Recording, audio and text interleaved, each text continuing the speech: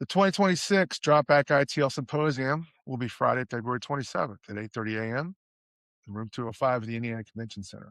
Last year, Oren Wilson, during his days at Pitt, was one of our panelists. This year, he had to just lay back and enjoy things because he wasn't crazy enough to sign up to be a panelist. I'm not sure if going to Rutgers, where he's now director of college personnel, made him smarter, but whatever it is, Oren, welcome to the show.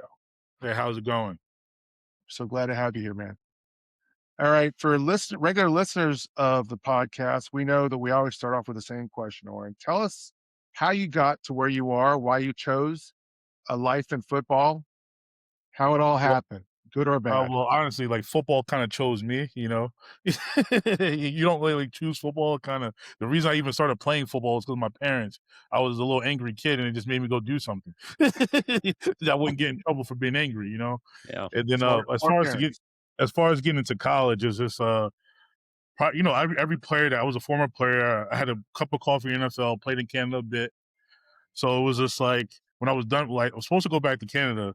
I had my bags packed. I was like, man, I don't want to go play in Canada anymore. I love it up there, but football is just not the same. So then I honestly got a job the next day, and I was like, I was coaching high school football, running a travel 7-on-7 program. So I was helping recruit from my high school and also recruiting for my program. My program was in New Jersey, New York, and Georgia. So like one of my buddies retired. Well, he retired. The league retired him, and he started running my program in Georgia. So he was a second round draft pick, Terrell Worthy. So Okay. he runs my Georgia 7-on-7 program. But my former program, because now as I work for the NCAA, I can't do that anymore. Right.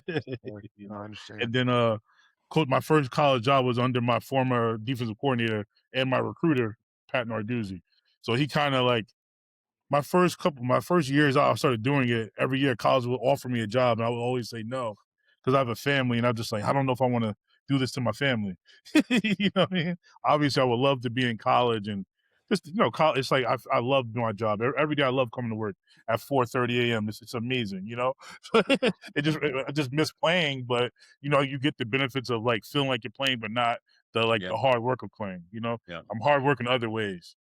So like my first really job was just Coach Narduzzi came into my high school where I coached at, and he asked my coach, he's like, "Hey, would you mind if I steal Oren?" My coach was like, "Yeah," So long story short, that was the year before. Then the next year he was like, "For real, do you want to work for me?" And I talked. He kind of got to my wife first somehow, and she was like, "If you want to do this, you got to do it now, or you're never going to do it." Yeah. So long story short, 2 weeks later, I'm in Pittsburgh. Yeah. And So That that recruiting pitch, that Narduzzi recruiting pitch, it worked to a Yes. T. No, the funny thing is he was my recruiter since I was 15 years old. All He right. recruited me when I was in high school. wow, He that's he pretty he cool. conned me to go into Michigan State, Cincinnati, then Michigan State, then he conned me to go to Pittsburgh. Yeah. He knows what buttons to push when it comes to Oren Wilson, obviously. It's all good Now, things though, man. speaking of buttons, there are not many people like yourself who already have a wife and sounds like kids. I should have asked this Yes, I before have we got 3 started. daughters, 3 daughters. 3 daughters. Oren, you are a fast starter, buddy. Good for you, man. I look younger than I am. Well, that's an advantage that's gonna pay off for you later in life. So, Oren, what's it like, man? I mean, it's a hard life when you've got, I mean, just for your wife alone, but for your 3 daughters with the schedule, the demands of modern college football, you just uprooted them and moved them to New So Jersey. I mean, here was my me and my I've always had a family plan. Like if I was to go into college, like this is if here's the if plan, right?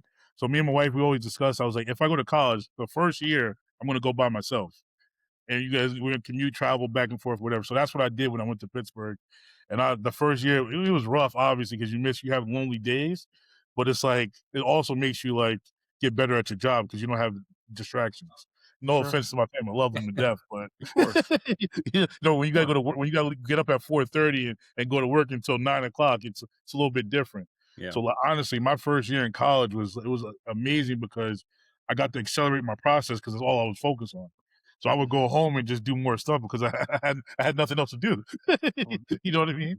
So it was just absolutely. funny. But I love like the biggest thing about what I love doing is just watching film. Like I enjoy watching players at either high school level, college level. It's like I've always have since I was a little kid. I was one of those weird kids that would had a notebook that would write down the rosters of who I wanted to go get out of free agency when I was playing Madden. You know, you know what I mean? And now that's I think we all enjoy personnel. We all enjoy that aspect of it. But or is that something you get to do a lot of? I mean, obviously, as director of college personnel, that sounds like your job title, but there's so much more to college football now. Do you get to focus on pure evaluation as much as you'd like to? Is it as big a part of the job as you expect it to be when you were talking to the people at Rutgers when you were trying to decide? Yeah, for sure. Like basically throughout the season, like think about the portal's only open one time. So you can't talk to people until the portal opens. So the whole season, I'm watching film and evaluating, kind of putting your board together, your pretend board. You know what I mean? Because you don't know who's going to be there, who's not going to be there. And also, we'll assist with high school as well when needed. So Mm-hmm. it's like Now, you're Warren, doing more evaluating than anything. now you said a word there, your pretend board, and that is an interesting topic. How accurate are you able to be in predicting, hey, this guy may be someone that's going to be out there? I mean, are you able to identify those people within a reasonable degree of accuracy, or do you find yourself watching a lot of players and they never wind up, it's kind of wasted time because they don't wind up going in the portal? It's kind of a crapshoot, but it's like in a good. You kind of like when it's a guy that's at a lower level. Like he's balling. He's kind of like he kind of got one foot out the door. Unfortunately, just is what it is. And Yeah. you could just and now with the networking of agents, and the agents will kind of like let you know, hey, Jim might be, he might be leaving soon. Even the agents can tell you whatever they want. They can either be lying or telling the truth. But Right, you just gotta listen. You right. gotta listen to everything you hear because you don't know what's real and what's not. Yeah. Hmm. And so Now, as you far as kind of you evaluate everybody with eligibility because you just mhm. never know. Like. Now, as far as process for y'all at Rutgers, and I'm not Mm. looking for anything proprietary per se, but you can't watch, or no matter how much you love film, you can't watch 50 states, teams, what have you. How do y'all break that down? Is there a review process? Are you So kind of like over a number of evaluators? How does that work? the bigger reason why I came to like job wise, that came to career wise, came to Rutgers is Coach Yano has an amazing structure. So like everything he does, everything is vertical alignment. So it's like you kind of have your role and you work on your role and you do it to the best of your ability. So kind of everybody has a role of what they're gonna do. Is like for college personnel, me watching film is really it's myself and I have another person and another person that doesn't. Then kind of everybody else kind of helps out little by little. But like majority of the film, I'm gonna watch X amount. Like I've watched thousands of guys during the season. But just to be honest, you have to, like that's what I do. Literally clock in, I'm watching guys. Take a break, watching guys. My break is Mhm. watching practice. You know what I mean? Because at the same Yeah, time you're evaluating other rosters, you're constantly evaluating your own roster. sure, sure, no Warren, doubt. you mentioned it. You said during the season and through the year, you're not allowed to talk to the guys. But we're in a day and age now where all the guys probably have an agent. How has that continued to evolve? As again, it is now commonplace. How often are you getting pinged like, hey, my guy's thinking about it. Hey, I'm probably going to be representing again, knowing that there's some bad actors, there's good actors, there's kind of everything in between. How has that process helped you guys set your board and get through the process? It helps in a way because you kind of have like a leg up in a sense, but like you have the same leg up as everybody else.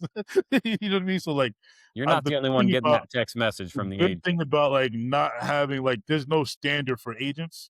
So like their mom could be their agent, their aunt could be the agent, their Yeah, brother could be the agent. So my phone is constantly buzzing or Twitter DMs from agents and just you have to listen to them yeah, because they're like now, especially with one window, they're almost more important than the kid to an extent until they're actually in the portal because they're kind of talking for the kid, quote right. unquote, or you have to listen. You have to be kind of got to be nice to everybody, Yeah. Yeah, yeah, that's a great way to put it. You're right. It's very true. Yeah, so you have and like for me, it's like nobody's too big or nobody's too small to talk to. I'm going to talk to as many people as I can because any information is good information. Yeah. Hmm. Hmm. You know? All right, so Oren, you're a former nose tackle. Yes. Do you find yourself gravitating towards defensive linemen when it comes to player evaluation and recruiting? Do you value them more than others? Do you feel confident evaluating other positions given the fact that you played a position? I mean, kind of where are you on all that? So for me, like I evaluate need. So like I don't care what only position I dislike evaluating is long snappers. Unbelievable. Besides that, and like kicker, like specialists are like your unique, like your your special teams coordinator needs to do that. Like that's the hardest position to evaluate. Like if the kick goes in, that looks good to me. Yeah. You know what I Yeah. mean? Does the snap get back there? 1.6, 1.3, like all that Yeah. stuff is that's a special talent. You Yeah. need like my eyes aren't that good. Just besides that, any position, like so, it's always based on like need. What do we look like? Where are we lacking at? Where can we get better at? Where can we compete at? So it's like me, I like watching needs. Like, what do we need? I don't want to like obviously you watch everyone because you're always looking to get better, but it's like, what's our glaring needs? Mhm, mhm. Like So, that's yeah, what for me is like I'm gonna evaluate as many positions as I can besides specialists. well, who You can know. blame you for that? Yeah. All right, so last year, Oren, you were a panelist at our symposium. Mhm. What were your expectations going in, and how was it different from what you expected? So honestly, I had no expectation because it was new to me. Everything last year, in a sense, was new to me, like to that level. So I had no expectations. But if I did, it exceeded my expectation.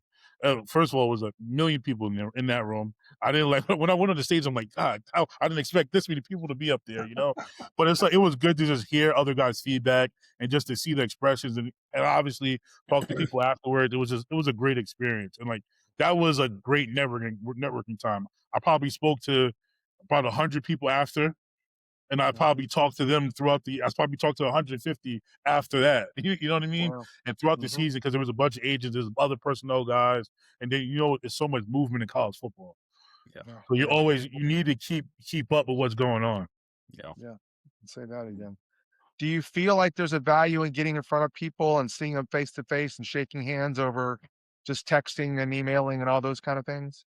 Yeah, for sure. Especially if you're dealing with like quote unquote street agents or qualified agents. Listen, for agent wise, like everybody is there's agents at the high and there's agents at the low. So you at least want to get your own personal grasp. Like, hey, what kind of person is this? How is Mhm, she? How is he? Like, can I get a good vibe from everybody's like they send a representative when you first meet them, but like at least you put a face to a name or to a number. mhm, mhm. Yeah, okay. Now, obviously, it was a different window this year, just one, not two. How was it better? How was it worse this year? So the better thing is just one window. So it's like one time of chaos. So that was the good thing. The worst, it was just the timing of it. Like for me, even we didn't make the national championship this year. Hopefully that'll come soon. But there was like literally kids on national championship teams entering the portal. Like how can you like talk about distraction? Like if if the NCAA had any like obviously there's pros and cons to the timing if it's fall if it's spring, but like the spring window to me makes the most sense because everybody's out of school at the same time around the same time. And the Mhm, spring, if you had a spring window, it would be longer. mhm, Like, technically, kids don't got to get into school until August. You know mhm. what I mean? So it gives you more time to actually evaluate people instead of having the 60-second dating show. Yeah. you know, So when you say spring, Warren, are you talking about end of what we would end of, consider normally the end of the first semester, kind of end of that this time period? end of the calendar school year. So you usually have the fall semester, you have the spring semester, like so May, June. Like just Mhm, this in theory. Like obviously football wise, that doesn't work because you want to see guys in spring, see what you mhm, got. But like if you cared about the kids in any way, like Yeah. in any way, and if you did the least amount of chaos, it would be in the spring. Yeah. But mhm, obviously you deal with what you got. So like I feel like right now the NCAA is changing every minute, every second. So there'll be more changes as we keep going through this process. Yeah. mhm, Yeah. mhm, Again, you look at that calendar. Again, the NFL, you have your draft end of April and you're going to training camp at the, again, middle to end of July. Again, college football, you hit that portal the month of April. They get their May stuff done, get on campus. You still get summer to work. Yeah, so that's what for me that makes the most sense. But you got like that spring ball, like spring ball is just so important. Like just football wise, like you could it kind of sets you up for your season. You kind of know yeah, where you're at the end of spring ball. At least you know where you need to get better. You know where you need to stay the same. Like we never want to stay the same, but you just know where you want to get better. Yeah. mhm, Where you need to get better Yeah. or where you could get better. Or do you think a quarterback in modern college football could even assimilate the playbook if if they didn't get it until June? I mean, you think it'd be feasible? These kids are smarter than ever right now. So like, just to be honest, like when it comes to a playbook, it's just different terminology. Most of the concepts and stuff are the same. Obviously, every coach is different. Every coach is an expert. It's just really terminology. And most quarterbacks are usually the smart people on your team. So I don't think that's a problem at all. They did it. Like, think about the kids that left last spring. They still had successful seasons. You know what I mean? Yeah, of course. All right. So your last coach, Coach Narduzzi, we talked about him a little bit. Coach Schiano now. Both have spent a lot of time in the Northeast. Both of them have had a lot of success. Both of them come from a defensive background. Are their personal styles similar as well, Oren? They're just two crazy Italians, but very family oriented. Like, for me, like, I went from like they could be cousins. Just the way they run their stuff. That defensive guys are a little bit crazy. I was a defensive player, so it's like you kind of want that. You kind of look for the rah rah. Like you kind of want to get yelled at sometimes. It makes you feel like you're doing something right when you get yelled at. Yeah. You know what I mean? And then here it's like I always tell everybody, it's like always feel like you're at the boiling point with Schiano. So when you are, it doesn't matter. You just be ready for it. But he's like, for me, the reason he kind of got me over here, obviously my family was back in New Jersey, but the biggest thing, the way he runs his program, like it's like, some things it's like it's just a matter of time. Like that's how I feel about how he does everything. Is like he's super detail oriented. He cares about people, which is the most important thing, because like without the right people, you're never gonna have the right end goal. So it's like he cares about people and he's family oriented, and he runs he has a standard. Like the standard is the standard. That's one of our sayings around here. So it's like that's what it is. If you don't meet that standard, it's just not for you, and that's cool either way. But like the standard is the standard. He has an amazing structure, especially like structurally for like the personnel department, for the team, how we run our day to day, how the kids are like. If you notice, like even our kids that have left, they all ended up in good spots. It's like if you can make it here, you can make it anywhere. Like he obviously he's doing something right, and he's the only coach I've known that's been at Rutgers. Like when I think of Rutgers, I think of Schiano. Like because I was a kid, he was the head coach when I was a kid. He's the head coach, and I'm a grown man. Yeah. I don't know. I really don't know any other coaches that have been here for this long. And he's one of, I think he has to be the longest tenured coach here, or in the top 3. You know what I mean? I mean, for extended success, certainly. I mean, I can't rattle off the names of Rutgers head coaches, but he certainly is synonymous with Rutgers football when it comes to me, and I don't think I'm alone there. Now, you spent a lot of time in the Northeast. Football in the Northeast is different from football in the Sun Belt, and that's for a lot of reasons. But one of them is weather. Do you feel like the game is more authentic when it's played in the elements? Honestly, like football is a sport that's supposed to be outside. So if it's hot, if it's cold, if it's snow, if it's raining, it's all the same. You just got to prepare for it. Like football the football is the only sport when you're old and gray, you can't replicate it. Yeah. Like think about it. You can play basketball, you can train basketball, you can even play hockey, but you can't play football. You can't put the pads on. You can't go running somebody, get a guard blocking a 3 technique. You know what I mean? A cornerback guarding a receiver, and a quarterback throwing it. It's just a different animal. So it's like you want to be in the different atmospheres. Yeah. Okay. So, what aspect of your job do you like the most, and which one is the most challenging to you? Which one's the one that you struggle with the most? Honestly, I do enjoy watching film, especially like when you having those conversations. Like my professional conversation is me talking to one of my coaches of explaining why I like this person, why I don't like this person. It's very technically sound about football, like, and most of the time it's about fit. And like obviously everybody wants to get the best players, but you need to get the best players out of the best fit for what you do. Like that's the biggest difference, because like as you can see, the last few years we've had the portal. The best players always pan out in a new situation because they weren't the best fit. But like that's my thing, is like, how can I find the best fit for what we do? Might that be size, might be speed, might be like position. Like it's changing guys' position. That's always hard to change a guy's position in the portal, especially if he has limited amount of time. But it's like always think about this way. You tell a kid this, like, when you go to NFL, if they told you we're going to draft you in the 3rd round, but you're not playing safety anymore, we're going to put you at star linebacker, you're going to say no? Like if somebody has a clear vision for what you want to do, like what they want you to do, and they explain it and it makes sense, it's probably the right thing. You know what I mean? And then what I dislike is speed dating. So so like we're speed dating. So it's like you gotta talk right. You got 30 seconds on the phone to get a kid's attention, to get the agent's attention, to tell them, hey, this is why this is a good fit. This is why this makes sense to us. But then at the end of the day, he might be like, hey, I don't think it's a good fit. But he never got a chance to actually come here, get to see the face to face and recruit. So you're not really recruiting. You're recruiting in the portal, but it's more so it's like, here's what we got for you. Do you like it or not? Unfortunately, that's what it is. Not like high school. It's like they still care about coming to see the campus and seeing where my class is going to be. My parents are involved. Now it's like money, how I fit, what's my platform. So it's a huge difference. Yeah. So like the thing I like, least amount of thing I like worse is just the speed dating and just it's not always about football. Unfortunately, like I'm a football junkie, so it's like me. I want to make it about football, but sometimes it's really just not that.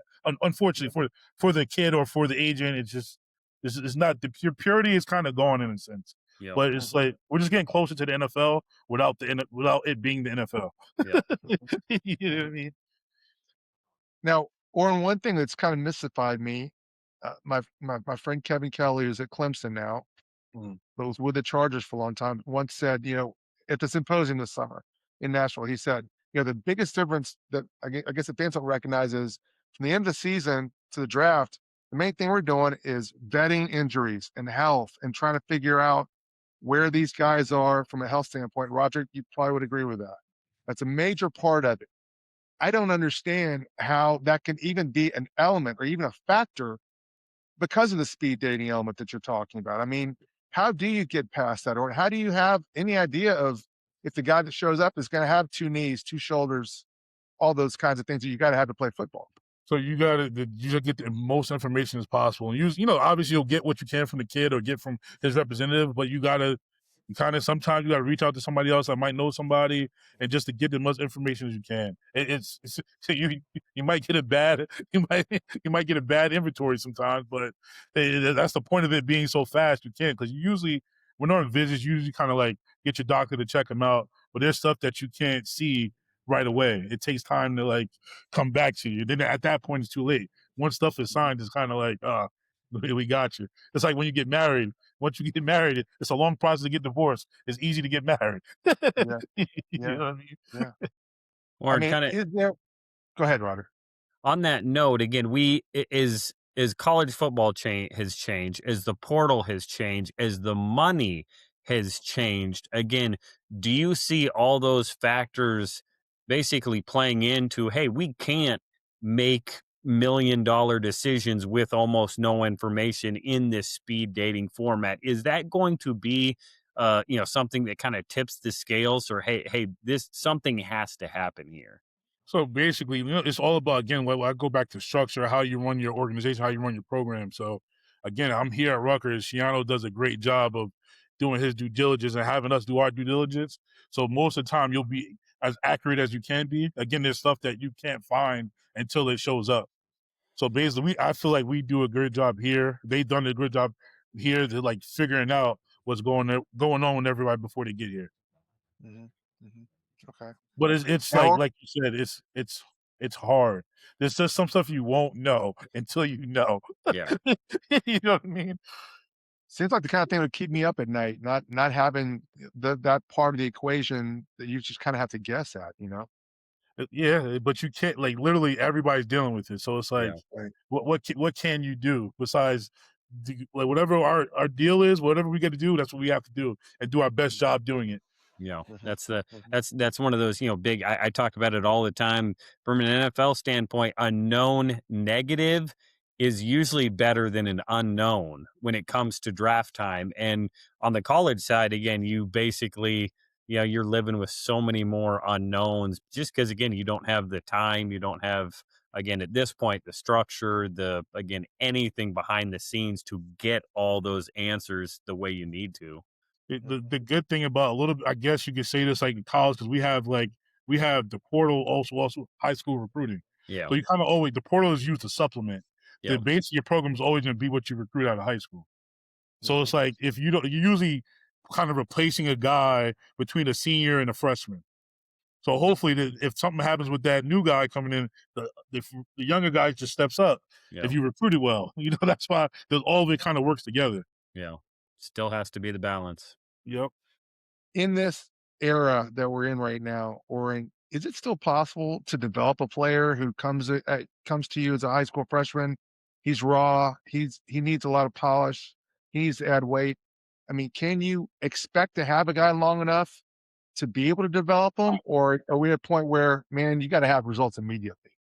As far as like your total roster, I feel if you notice how everybody's operating, like you can see like the better teams in the portal, they take risk at the back end of their roster, right? Because they can afford to take that risk for one, and then two, like again here it's about we're a development program. Like that's Shiano preaches that he's looking to develop everybody that comes here. Even if you're a senior coming in as a transport, we're going to help you get better at something to help you get to whatever your next level is.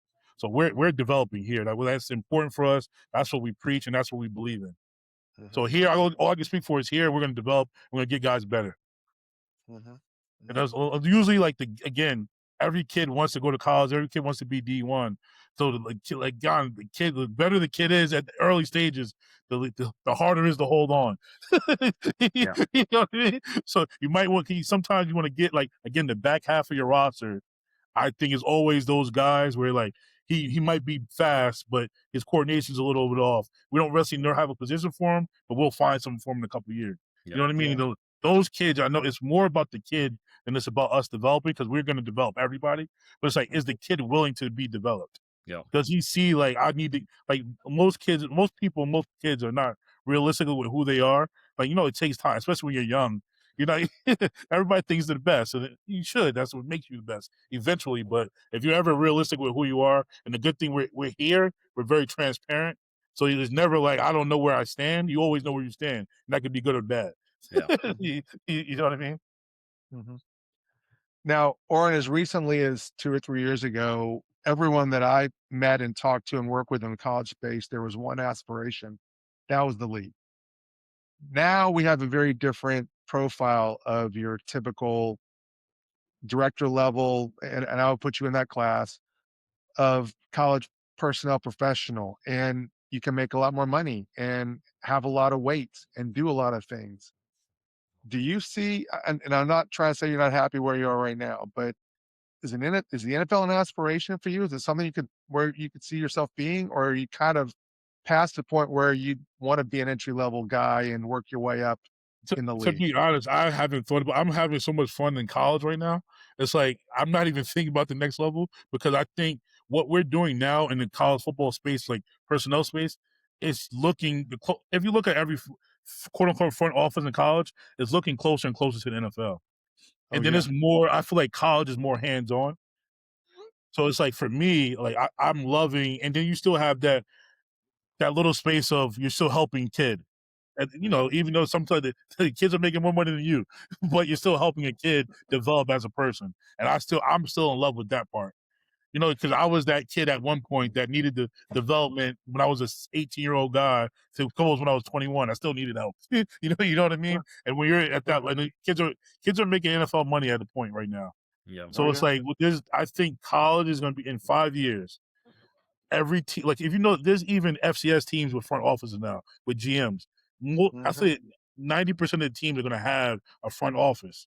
So it's not going to be just your recruiting coordinators and it's like you need personnel guys. You need guys that are going to work in the portal. You need guys to retain your roster.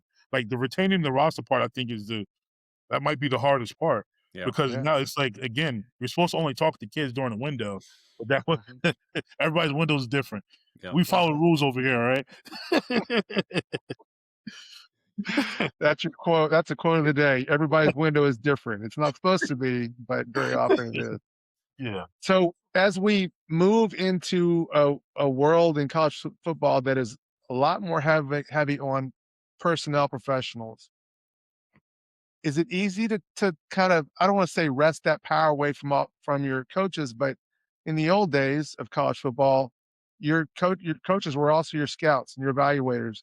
Has that been a smooth process for you, Oren? Have you been able to, I don't know, gain the respect of the coaches and be able to communicate with them on who the players are with the best fit and get them to buy in that way? Has that been a struggle? Yeah, I think it's works hand in hand. Like for me, it's like I want to help alleviate your stress. Like I think it's hard when I was like in the season. Sometimes I'll watch the coaches coach their ass off. Then they got to call 20 kids at night. Then during the bye week, they got to go take a trip for 2 days, come back, train their own guys. I think it's a lot. I think eventually, like it's like that part of it is still going to be there, but especially for high school kids, where you got to recruit and you got to go visit, you got to visit parents. But it's hard. Like I'm watching coaches do it, and I'm like, how are you doing this and not fucking killing yourself? You know what I mean? Because you're thinking about when the portal's open, you're still doing high school recruiting because you got to sign your class. You gotta help recruit whatever position we need. You got to keep your own guys happy. So it's like it's a mess. I think honestly, the game is changing, and coaches need to coach, and coaches know what they want to coach. So it's like, let them do what they love to do. I'm sure some coaches love the recruiting aspect of it. It's fun, but they like to coach. That's why they're coaching. You know what I mean? If we could help them coach more and do the other stuff less, that's a nail in the coffin right there. Yeah, that'll keep them happy. You know, no doubt. All right. Well, the 2026 Drop Back ITL Symposium is just a few days away. You may be sitting right next to Oren, or one of many other people in this space. Oren is not going to be, as we mentioned earlier, he's not going to be on the panel. He's going to be in the crowd this time. There'll be a lot of other football people there, agents, GMs, director level people, NFL scouts, people of every stripe to love the game. We hope you can join us. Room 205, Indiana Convention Center, Friday morning, 8:30 a.m. Hope to see you there.